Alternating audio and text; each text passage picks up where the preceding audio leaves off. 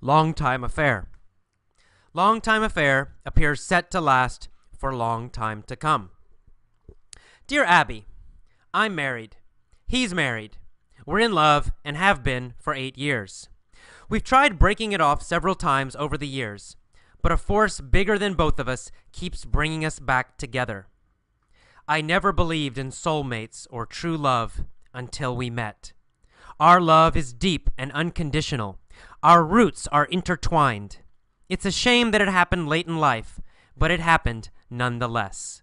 He always treats me like a queen. Neither of us is leaving our spouses or family. We are both in our 50s and sometimes act like we're in our 20s. It's magical. Is it wrong? Do we go on until something changes? Do we try for the 100th time to break away? An affair, no matter how you slice it, will never be accepted in the eyes of traditional society. So it will be perceived as unacceptable. What's your opinion? Signed, Bewitched, Bothered, and Bewildered in New York. Hello, welcome to the commentary for Longtime Affair. This is an interesting letter, I think. So it's talking about, basically, two people, they're married. So there's a woman, and she's married to somebody, a man, obviously. And then there's a guy, and he's also married. But these two people are having an affair with each other. And an affair is a relationship outside of a marriage. So if you have a girlfriend who's not your wife, that relationship is called an affair. Or same with a woman or a man. So they're having an affair. It's been happening for a while. So it's not a short thing. It's a long-term thing. And they love each other very, very deeply. Unconditional love, they describe it. Our roots are intertwined, so their deep feelings are intertwined together. But they're in their 50s, so they're older, and they don't want to leave their families. Maybe they have children, probably adult children, and they don't want to destroy their families. So this is kind of an interesting situation. And I used this in my class here in San Francisco. There was a very interesting discussion about this article. And I think there were a lot of different opinions, actually. I was a little surprised. So some people thought, oh, it's terrible. They must end the affair, and they're doing a very, very bad thing. And that was kind of, I would say that would be the normal American reaction, the normal American opinion. However, most of the students did not have that opinion. And most of my students are Asian, Japanese and Korean and Thai. And most of them actually had very different ideas.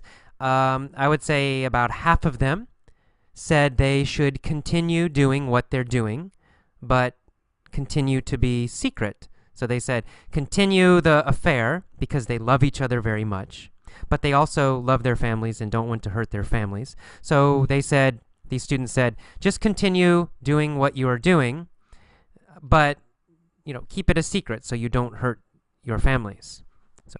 So just continue going. And they thought that this is not so terrible because these people love each other very, very much, and it's not horrible. They're not bad people. So that was another opinion. And then a final opinion was that they should get a divorce. Each of them should divorce their families, their spouses, and they should marry each other. So they should stop this affair because they obviously love each other so much. Maybe they don't have the same feeling for their wife or husband. They should get divorced, each of them, and then marry each other. And that was the third opinion. And those two opinions, those last two, continue or get divorced, were definitely the most popular opinions in my class. A little surprising to me.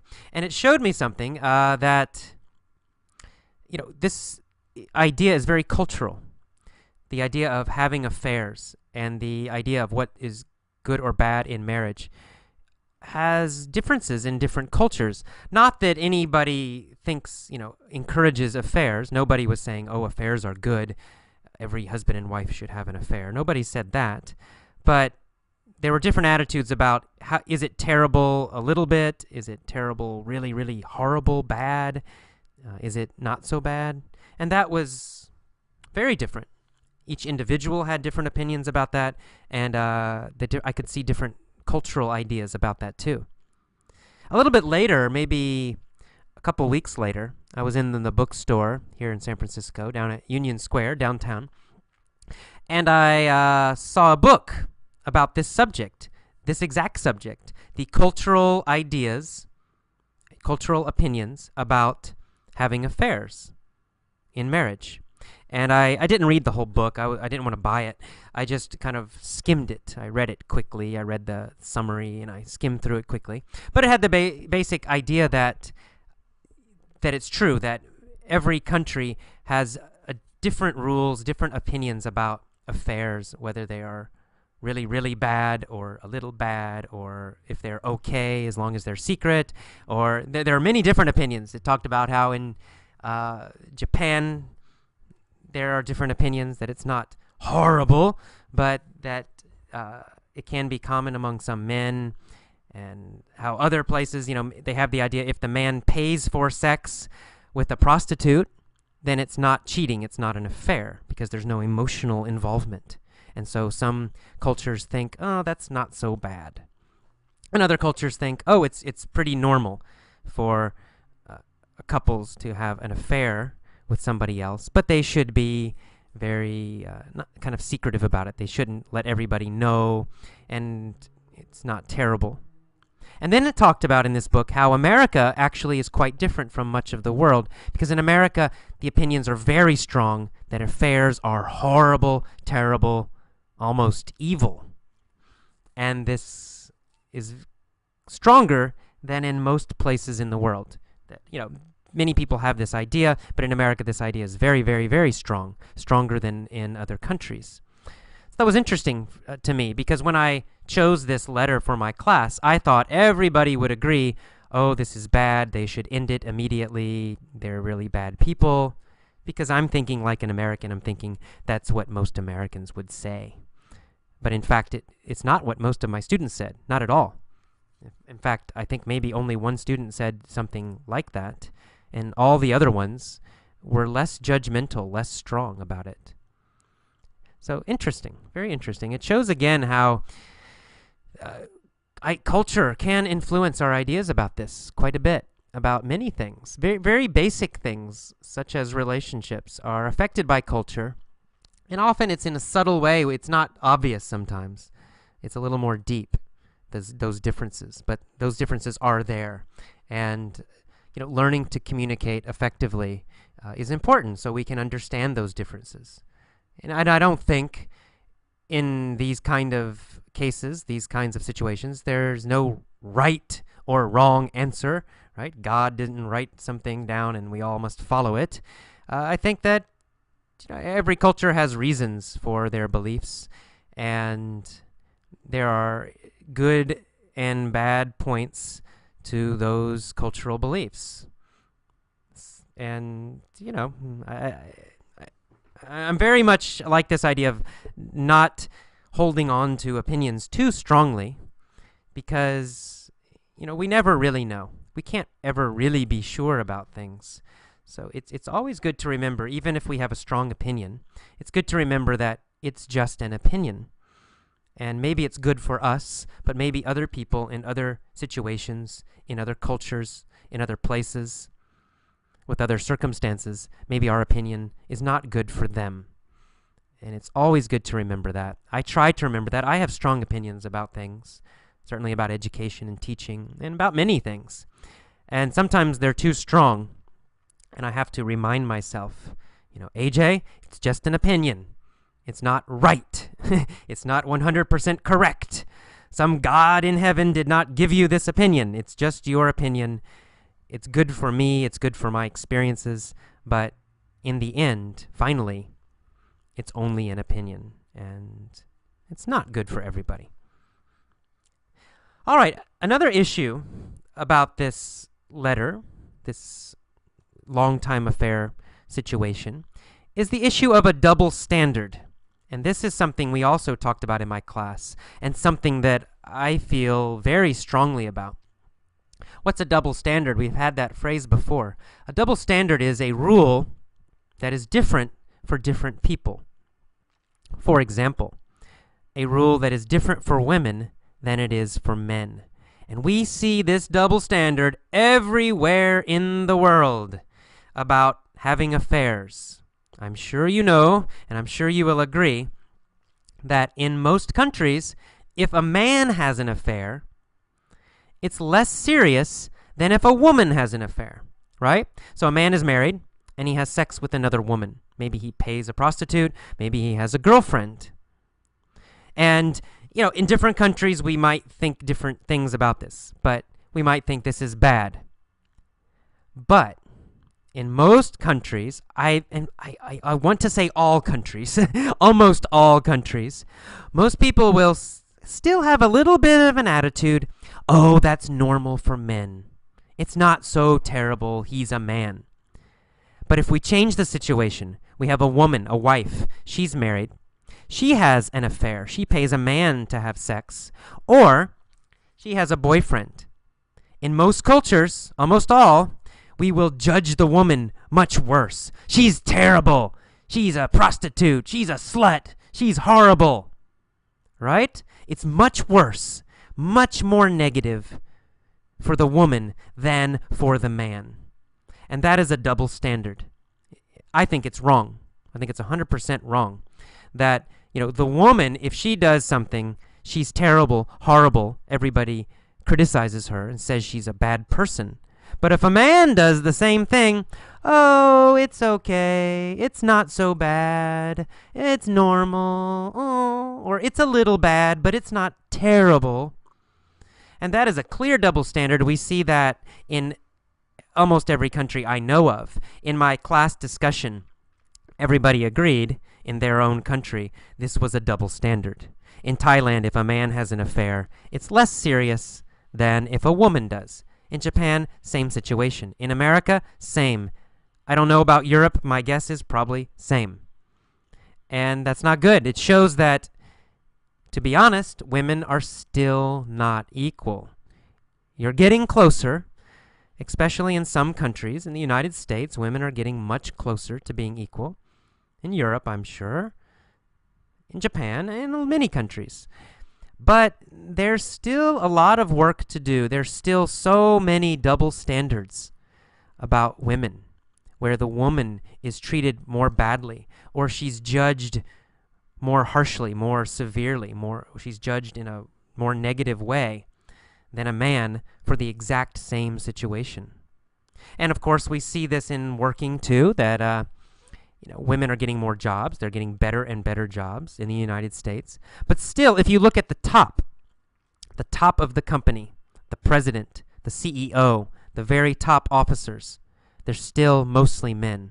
If you look at the American government, the senators, the Congress people, the president, of course, guess what? Mostly men still. So we still have this double standard. But in politics, in business, in culture, everywhere.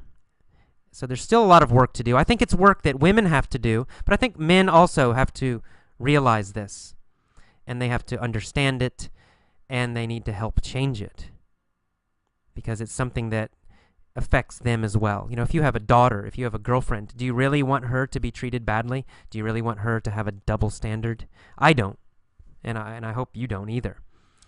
So it's a big issue, this idea of double standard. And I think that we see the double standard issue most strongly about sex, when it comes to sex, sexual relationships. That's where women really get treated badly, and they get judged differently and much more negative. A man has sex with many women. Oh, he's cool. A woman has sex with many men. Oh, she's a slut. She's terrible. Same situation, the woman is treated very negatively, very badly. The man is almost admired, almost complimented. It's wrong. It's terrible. And about affairs, as we just discussed, same thing. A man has an affair. Oh, it's not so bad. A woman has an affair. Terrible, terrible, terrible.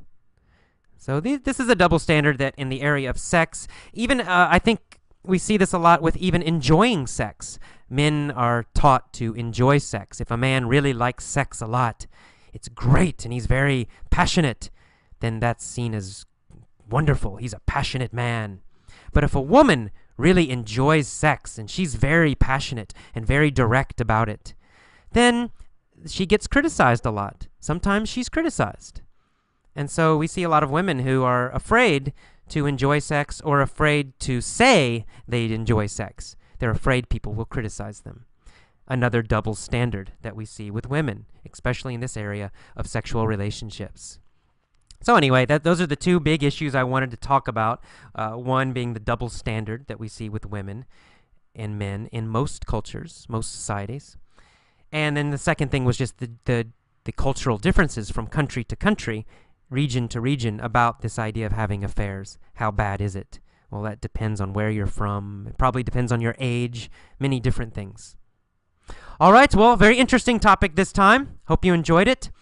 Remember, please help us out. Go to Delicious, right? Go to Delicious and register. And then please go to effortlessenglish.com and .org and tag us. You go to our website and then you click the tag button that you downloaded after you registered. And registering with Delicious is free. And it really helps our club. It helps us a lot. It will help us get new members, recruit new members, without spending money for advertising. It helps me keep the price low, low, low, so everyone can do it. If necessary, in the future, I will advertise. I will do more Google ads. I will be more aggressive about marketing and trying to get more members, because I want more members. It gives more energy to the club, right? More people participating. It's more fun. So I will do that in the future if necessary. I hope it's not necessary, because if I have to do that, I will have to raise the price. So please help us out. Go to Delicious, register, and then tag our websites. All right, I'll see you next time. Hope you enjoyed it. Bye-bye. Bye-bye. Bye-bye. Hello, welcome to the mini story for the Longtime affair lesson. Let's get started. First, the mini story. There is a very small man named Jim. Jim is only 1 foot tall. Even though Jim is 48 years old, people always perceive him as a child. In the eyes of the public, Jim is a cute little boy. Jim hates this. He says, "I want people to accept me as I really am. I want them to give me unconditional respect. I don't want people to go on treating me like a child." So, Jim goes to the gym and exercises every day. He becomes very strong. He also learns kickboxing. One day, a tall man sees him, laughs, and says, "You're such a cute little man!" Jim gets angry. He yells, and he kicks the man. They start fighting. The fight lasts for 20 hours. The men's heads and legs and arms become intertwined. They fall down. Jim finally breaks away from the man. Then he jumps up, kicks him in the head, and the man falls down. Jim wins the fight and yells, "No matter how you slice it, I just kicked your ass." All right, back to the beginning, this time with questions. Here we go. There is a very small man named Jim. Is there a small woman named Jim? No, there's not a small woman named Jim. There's a small man named Jim. Jim is only 1 foot tall. How old is Jim? Well, Jim is 48 years old. Even though he's 48 years old, people always perceive him as a child. Is Jim a child? No, he's not a child. People perceive him as a child. They see him as a child. They see him and they think, "Oh, he's a cute little child." But he's not really a child. Is Jim a child or a man? Well, Jim is a man. Do people perceive him as a child or a man? Well, people perceive him as a child. Who do people perceive as a child? Well, people perceive Jim as a child. Do people perceive Jim as a big, strong man? No, they don't perceive him as a big, strong man. They don't see him as a big, strong man. They perceive him as a child. In the eyes of the public, Jim is a cute little boy. In the eyes of the public, is Jim a strong man? No. In the eyes of the public, in the public's opinion, in most people's opinion, Jim is a cute little boy. In the eyes of the public, is George Bush a cute little boy? No, no. In the eyes of the public, George Bush is not a cute little boy. In the eyes of the public, Jim is a cute little boy. In the eyes of his father, is Jim a cute little boy? No, no, his father doesn't think he's a little boy now. His father knows he's a man, a good, strong man. In the eyes of his father, Jim is a real man. But in the eyes of the public, Jim is a cute little boy. All right. Jim hates this. He hates people's perception. He hates what people think about him. He says, I want people to accept me as I really am. I want them to give me unconditional respect. Does Jim want total respect from everybody? Yes, that's right. He wants unconditional respect from everybody. Does Jim want unconditional love from everybody? No, Jim doesn't want unconditional love. He doesn't want them to totally love him always. He wants unconditional respect. He wants people to always respect him in all situations, all the time. He wants unconditional respect. Who wants unconditional respect? Well, Jim wants unconditional respect. Why does he want unconditional respect? Well, he wants unconditional respect because people perceive him as a child. He doesn't like this. He wants unconditional respect. He doesn't want people to go on treating him like a child. He says, I don't want people to go on treating me like a child. Does he want people to continue to see him as a child? No, he doesn't want people to go on seeing him as a child. Does he want people to go on seeing him as a little weak person? No, he does not want people to continue doing that. He does not want people to go on doing that. Does he want people to go on treating him, seeing him like a big, strong person? Well, he does want that, but people don't do that, so they can't go on doing that, right? It can't continue because it's not happening already. It's not possible. They can't go on doing something if they aren't already doing it. To go on means to continue doing something that is already happening. So he says, I don't want people to go on treating me like a child, treating him like a child. Do they treat him like an adult? No, they do not treat him like an adult. Do they treat him like a serious person?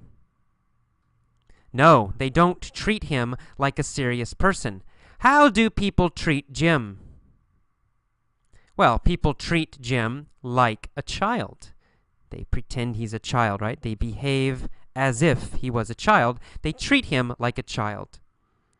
Do they treat him badly in a very cruel, mean, bad way?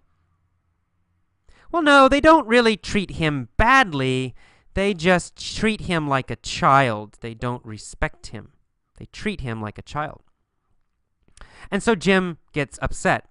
He goes to the gym to work out every day. He exercises every day. He becomes very, very strong. He also learns kickboxing. One day, a tall man sees him and laughs and says, "Ha ha ha, you're such a cute little man." Jim gets very angry. He yells and he kicks the man. They start fighting. The fight lasts for 20 hours. Does the fight last for 15 hours? No, it does not last for 15 hours. Does the fight last for 10 hours? No, the fight does not last for 10 hours. Does not last for 15 hours. How long does the fight last? Well, the fight continues for 20 hours. How long is the fight? Well, the fight is 20 hours long. The fight lasts for 20 hours. What lasts for 20 hours? Well, the fight lasts for 20 hours. The men's hands and legs become intertwined during the fight, and they fall down. Do their hands and legs become wrapped around each other, connected to each other? Yes, that's right. Their hands and legs become intertwined. They are wrapped around each other, stuck together. They become intertwined. Do their fingers become intertwined? No, not their fingers. Their fingers do not become intertwined, do not become wrapped around each other. Do their ears become intertwined? No, maybe that's not possible, right? Their ears do not become intertwined. Do their hands and legs become intertwined? Yes, that's right. Their hands and their legs wrap around each other. Their hands and legs become intertwined. Do their necks become intertwined? Actually, yes, their necks wrap around each other. Their heads and necks stick together also. They all become intertwined. Their hands, their legs, their necks and head. They wrap around each other. They're stuck together. And they fall down. But finally, Jim breaks away from the big man. Does Jim get free from the big man? Yeah, that's right. He gets free. He breaks away from the man. Are Jim's hands and legs still intertwined? No, they're not. He breaks free, right? They're not connected anymore. They're not wrapped around each other anymore. He breaks free. Jim breaks free from the other man. Does Jim break free from a woman? No. He breaks free from the other man. After Jim breaks free, what does he do? Well, after Jim breaks free, he jumps up and kicks the man in the head. Boom! The man falls down unconscious. Jim wins the fight, and he yells, "No matter how you slice it, I just kicked your ass." All right, no matter how you slice it means no matter what your opinion, no matter how you look at it, any angle, any way you look at it, any opinion, everybody will agree Jim kicked his ass. And of course, kicked your ass means to beat somebody, to win against them. Okay, so no matter how you slice it, did Jim lose? No matter how you slice it, any opinion will agree Jim won the fight. No matter how you slice it, is George Bush an idiot? Yes, that's right. Everybody agrees that George Bush is an idiot, no matter how you slice it. Any way you look at it, any opinion, everybody agrees George Bush is an idiot. No matter how you slice it, is Jim a strong man? Yeah, that's right. I think so. No matter how you slice it, Jim is a strong guy. He's a tough guy. Everybody agrees now. No matter how you slice it, Jim is a strong guy. Did Jim kick the man's ass? Yes, he did. Jim kicked his ass. Whose ass did Jim kick? Well, Jim kicked the big man's ass. The big man from the gym, right? He kicked his ass. Does everybody agree that Jim kicked his ass? Yeah, everybody agrees. No matter how you slice it, Jim won the fight. Jim kicked his ass. All right, very good. Let's go on back to the top again. This time I will pause after the key words or phrases. Please copy my pronunciation. This is not a grammar exercise. This is a pronunciation exercise. So please focus on pronunciation. Here we go. There's a very small man named Jim. Jim is only 1 foot tall. Even though Jim is 48 years old, people always perceive him as a child. People always perceive him as a child. In the eyes of the public, Jim is just a cute little boy. In the eyes of the public, Jim is just a cute little boy. Jim hates this. He says, I want people to accept me as I really am. I want them to give me unconditional respect. I want them to give me unconditional respect. He says, I don't want people to go on treating me like a child. I don't want people to go on treating me like a child. So, Jim goes to the gym and exercises every day. He becomes very strong. He also learns kickboxing. One day, a tall, big man sees him and laughs and says, You're such a cute little man. Jim gets angry. He yells and says, I'm gonna kick your ass. He kicks the man. They start fighting.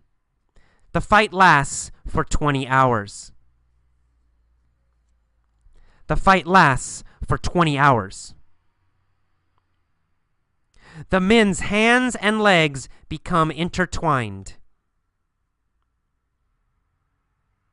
The men's hands and legs become intertwined. They fall down. Jim finally breaks away from the man. Jim finally breaks away from the man. Then he jumps up and kicks the man in the head. Jim wins the fight, and he yells, No matter how you slice it, I just kicked your ass. No matter how you slice it, I just kicked your ass. All right, very good. Please pause now. Try to tell all of the story yourself. Tell everything yourself. If you can't remember, relax, go back, listen again. All right, now for the POV, point of view stories. Next.